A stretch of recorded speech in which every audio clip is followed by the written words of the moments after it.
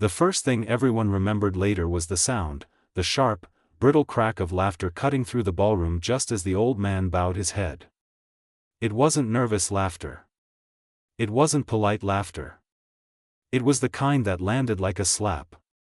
Samuel Carter stood frozen beside the velvet-draped table, his hands clasped behind his back the way he'd learned decades ago when dignity was the only thing nobody could take from him. The champagne glasses shimmered under crystal chandeliers, the air thick with money and perfume, and 1,000 eyes turned toward him at once. "Wait," a man's voice rang out, amused and loud enough to echo. "You're telling me this is her father?" The speaker was Richard Halston III, billionaire heir, venture titan, and tonight's host. His tailored suit probably cost more than Samuel had earned in a year at his peak. Richard tilted his head, studying Samuel as if he were an oddity in a museum. "This gentleman?" Richard continued, smiling. "The father of the woman who wants us to trust her with $500 million?" The room rippled again with laughter. Samuel felt heat crawl up his neck.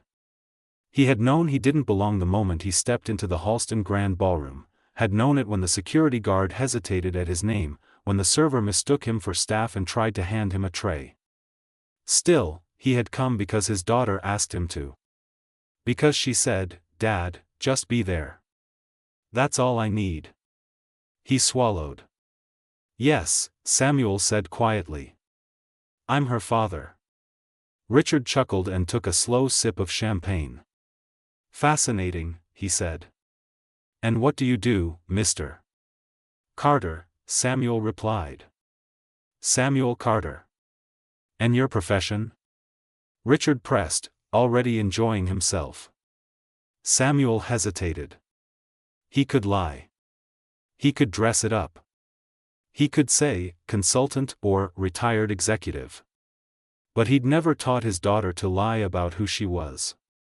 "I was a maintenance supervisor," he said. "Public housing. For 32 years. Someone actually snorted. Richard's eyebrows shot up. "Maintenance," he repeated, savoring the word. "So you fixed toilets?" "I fixed buildings," Samuel said, his voice steady though his hands trembled. "And the people inside them." That earned another round of laughter, louder this time. Across the room, standing perfectly still in a black tailored suit, Ava Carter watched everything. She had walked into boardrooms filled with men twice her age who assumed she was an assistant. She had negotiated contracts worth more money than the GDP of small countries.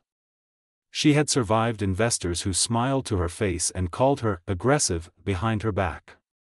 But she had never felt the cold fury that rose in her chest the way it did now. Her father's shoulders were straight. His chin was lifted. But she knew that look. She had seen it the night he came home soaked from the rain because he'd given his bus fare to a mother with a crying baby. She had seen it when he worked overtime shifts so she could attend a private science program she thought they couldn't afford. That look was pain held behind pride. Richard Halston glanced around the room, basking in the attention. "Well," he said, "it's inspiring, really. A true rags-to-riches fairy tale. Although I suppose some habits." "Ava." Her voice cut through the ballroom like a blade. Every head turned.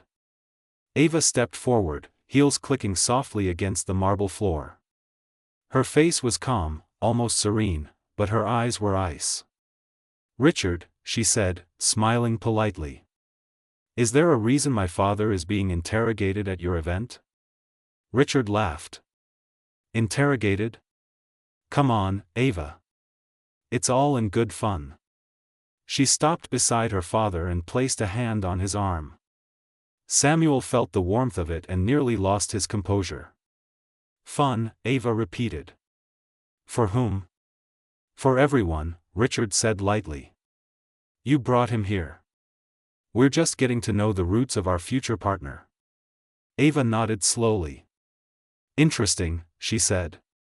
"Because when I invited my father, it was as my guest. Not as tonight's entertainment." The smile on Richard's face tightened. You're being sensitive. Ava's eyes flicked briefly to the crowd. Sensitive, she echoed. Or observant? Silence spread, thick and uncomfortable. Richard cleared his throat. Look, no offense intended. But you can understand our concern. A deal of this magnitude, $500 million, requires confidence. Background matters. Ava tilted her head. You're right, she said. Background does matter. She turned to her father. Dad, she said gently, do you mind telling them how you paid for my first computer? Samuel blinked, startled. Well, he said, embarrassed. I worked nights. Cleaned office buildings downtown. Saved for almost a year. Ava nodded. And my college applications? I fixed old appliances, Samuel said quietly. Sold them. Every dollar. And when Mom got sick? Ava asked. Samuel's jaw tightened. I took a second mortgage, he said. Didn't tell you. Didn't want you to worry. Ava turned back to the room. This, she said evenly, is the man who taught me discipline. Integrity. Responsibility. He taught me that if you see something broken, you fix it, even if it isn't your job. Richard shifted uncomfortably. That's very touching, Ava, but nothing, Ava said, her voice hardening.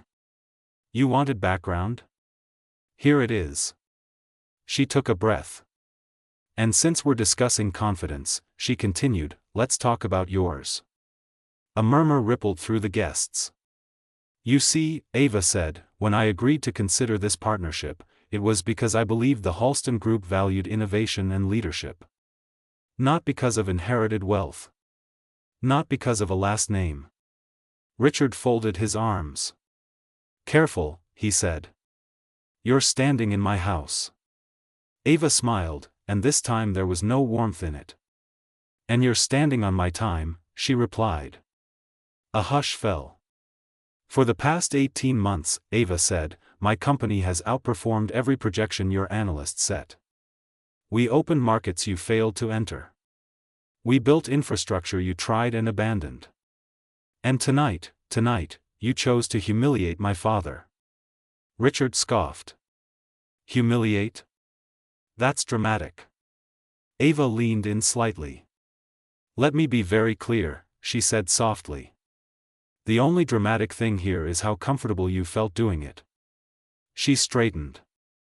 Which tells me everything I need to know about how you would treat my people. My partners. Me. Richard's smile vanished. You're not seriously suggesting. I am, Ava said. She reached into her clutch and pulled out a slim folder. She didn't open it. She didn't need to. The $500 million deal, she said calmly, is cancelled. The room exploded into whispers. Richard laughed sharply. You can't be serious. I am, Ava replied. Effective immediately. You'd walk away over a joke? Richard demanded. Ava shook her head. No, she said. I'm walking away because you showed me your character. Richard's face reddened. You'll regret this, he snapped. Do you have any idea how many doors I can close for you? Ava met his gaze without flinching. Do you have any idea, she said, how many doors I've already built? Silence. She turned to her father and offered her arm. Come on, Dad, she said softly. We're leaving. As they walked toward the exit, conversation stopped. People stared. Some looked shocked. Some impressed. Some afraid. At the door, Ava paused and turned back one last time. Oh, she added casually, one more thing. Richard looked up, jaw clenched. By tomorrow morning, Ava said, the board will receive a formal notice. And by the end of the week, 3 of your senior partners will be meeting with my competitors. Her eyes flicked around the room. They already called. She smiled politely. Enjoy the champagne. The doors closed behind them. Outside, the night air was cool. Samuel finally exhaled, his shoulders sagging. I'm sorry, he said quietly. I didn't mean to cause trouble. Ava stopped and turned to him, eyes shining. Dad, she said, her voice thick, you didn't cause anything. You revealed it. He studied her, disbelief and pride warring in his chest. You gave up $500 million. Ava shrugged. Money comes back, she said. Self-respect doesn't. Samuel pulled her into a hug, and for the first time that night, Ava let herself breathe. The next morning, the story was everywhere.